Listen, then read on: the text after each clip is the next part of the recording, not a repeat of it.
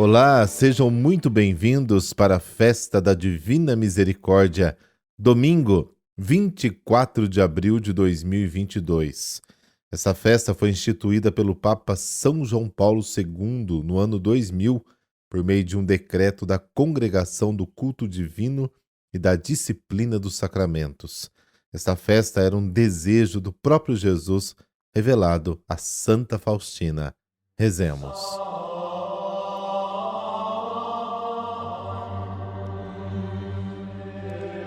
Pelo sinal da Santa Cruz, livrai-nos Deus, nosso Senhor, dos nossos inimigos. Ó Deus de eterna misericórdia, que reacendeis a fé do vosso povo na renovação da festa pascal, aumentai a graça que nos destes e fazei que compreendamos melhor o batismo que nos lavou, o Espírito que nos deu vida nova e o sangue que nos redimiu. Amém.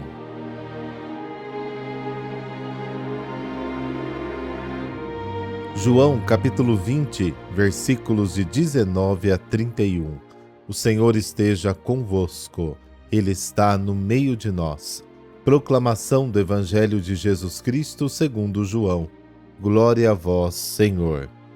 Ao anoitecer daquele dia, o primeiro da semana, estando fechadas por medo dos judeus as portas do lugar onde os discípulos se encontravam, Jesus entrou e, pondo-se no meio deles, disse: A paz esteja convosco. Depois dessas palavras, mostrou-lhes as mãos e o lado. Então os discípulos se alegraram por verem o Senhor. Novamente Jesus disse: A paz esteja convosco. Como o Pai me enviou, também eu vos envio. E depois de ter dito isto, soprou sobre eles e disse: Recebei o Espírito Santo. A quem perdoardes os pecados, eles lhes serão perdoados. A quem os não perdoardes, eles lhes serão retidos. Tomé, chamado Dídimo, que era um dos 12, não estava com eles quando Jesus veio. Os outros discípulos contaram-lhe depois: Vimos o Senhor. Mas Tomé disse-lhes: Se eu não vir a marca dos pregos em suas mãos, se eu não puser o dedo nas marcas dos pregos e não puser a mão no seu lado, não acreditarei. 8 dias depois, encontravam-se os discípulos novamente reunidos em casa, e Tomé estava com eles. Estando fechadas as portas, Jesus entrou, pôs-se no meio deles e disse: A paz esteja convosco. Depois disse a Tomé: Põe o teu dedo aqui e olha as minhas mãos. Estende a tua mão e coloca no meu lado, e não sejas incrédulo, mas fiel. Tomé respondeu: Meu Senhor e meu Deus. Jesus lhe disse: Acreditaste porque me viste? Bem-aventurados os que creram sem terem visto. Jesus realizou muitos outros sinais diante dos discípulos que não estão escritos neste livro. Mas estes foram escritos para que acrediteis que Jesus é o Cristo, o Filho de Deus, e para que crendo tenhais a vida em seu nome. Palavra da salvação. Glória a vós, Senhor.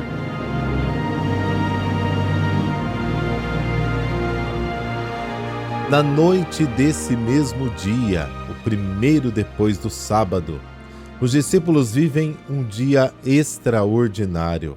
O dia seguinte ao sábado, quando se escreve o quarto evangelho, já é para a comunidade o dia do Senhor, conforme Apocalipse capítulo 1. Dies Domini, domingo, e tem mais importância do que a tradição do sábado para os judeus. Enquanto as portas estavam fechadas, um detalhe para indicar que o corpo de Jesus ressuscitado, embora reconhecível, não está sujeito mais às leis ordinárias da vida humana. A paz esteja convosco. Não é um desejo, mas a paz que ele prometeu quando foram afligidos pela sua partida, a paz messiânica, o cumprimento das promessas de Deus, a libertação de todo medo, a vitória sobre o pecado e a morte, a reconciliação com Deus, fruto da sua paixão, um dom gratuito de Deus. É repetido 3 vezes nesta passagem, bem como na introdução de forma idêntica. Mostrou-lhes as mãos e o lado. Jesus fornece evidências claras e tangíveis de que foi ele quem foi o crucificado. Só João lembra o detalhe do ferimento no lado infligido pela lança de um soldado romano, enquanto Lucas destaca o ferimento no pé. Ao mostrar suas feridas, Jesus quer também destacar que a paz que ele dá vem da cruz. Fazem parte da sua identidade de ressuscitado, segundo o Apocalipse capítulo 5. E os discípulos exultaram ao ver o Senhor. É a mesma alegria que o profeta Isaías expressa ao descrever o banquete divino, Isaías 25, a alegria escatológica que ele havia anunciado em seus discursos de despedida que ninguém jamais poderá tirar. Assim como o Pai me enviou, também eu vos envio.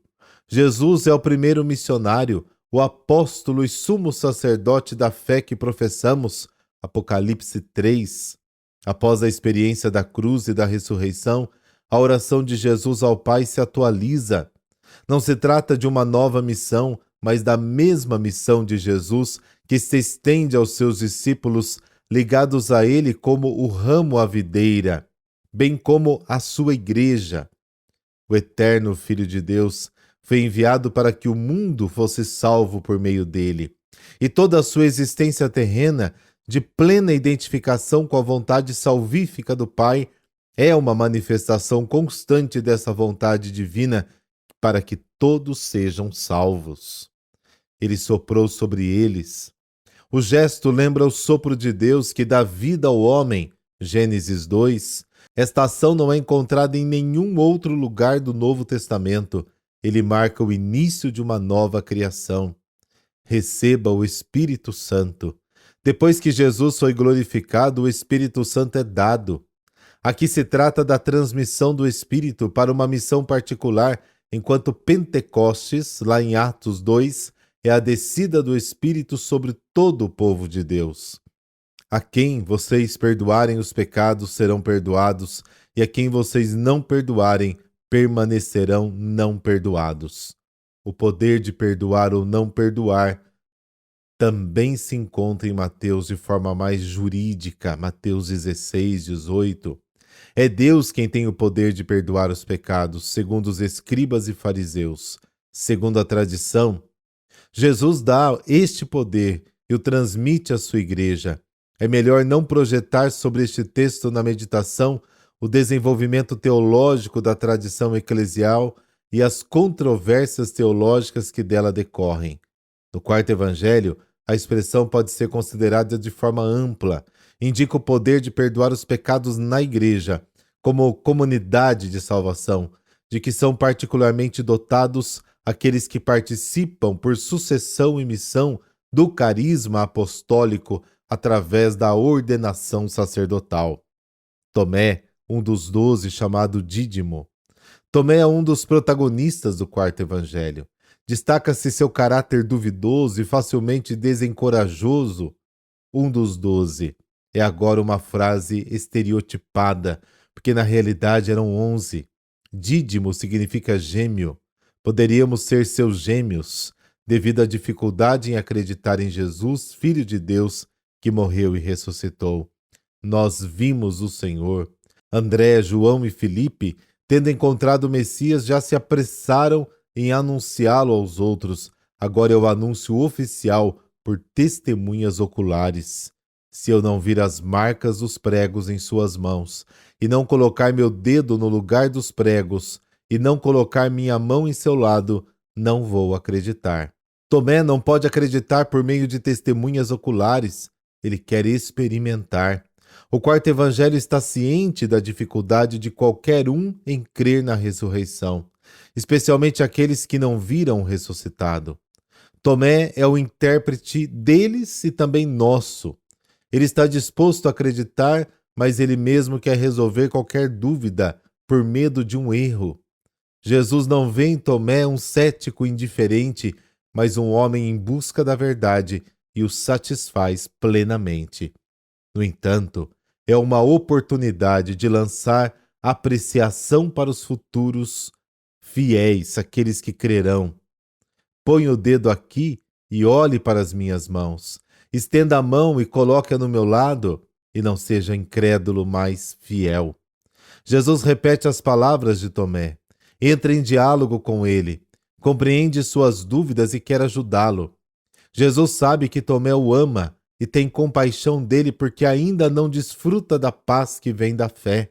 Meu Senhor e meu Deus, é a profissão de fé no ressuscitado e na sua divindade, como também é proclamado no início do Evangelho de João. No Antigo Testamento, o Senhor e Deus correspondem respectivamente a Yahvé e Elohim. É a profissão de fé pascal mais explícita e direta da divindade de Jesus. Em um ambiente judaico, adquiriu ainda mais valor na medida em que os textos relativos a Deus foram aplicados a Jesus. Jesus não corrige as palavras de Tomé, como corrigiu as palavras dos judeus que o acusavam de querer fazer-se igual a Deus, aprovando assim o reconhecimento de sua divindade. Porque você me viu, você acreditou. Bem-aventurados aqueles que, apesar de não terem me visto, acreditarão. Jesus não tolera aqueles que procuram sinais e maravilhas para crer, e parece repreender Tomé.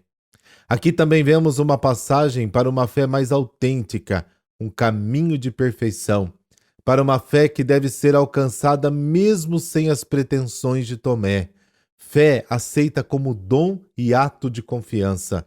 Como exemplar dos antepassados e como de Maria, a nós que estamos há mais de 2000 anos da vinda de Jesus, é-nos dito que, embora não o tenhamos visto, podemos amá-lo e, crendo nele, podemos regozijar-nos com indizível e gloriosa alegria. Estes sinais foram escritos para que vocês creiam que Jesus é o Cristo, o Filho de Deus, e para que, crendo, vocês tenham a vida em seu nome.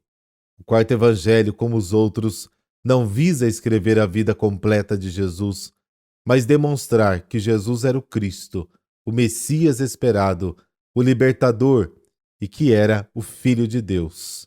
Se Jesus não é Deus, nossa fé é vã.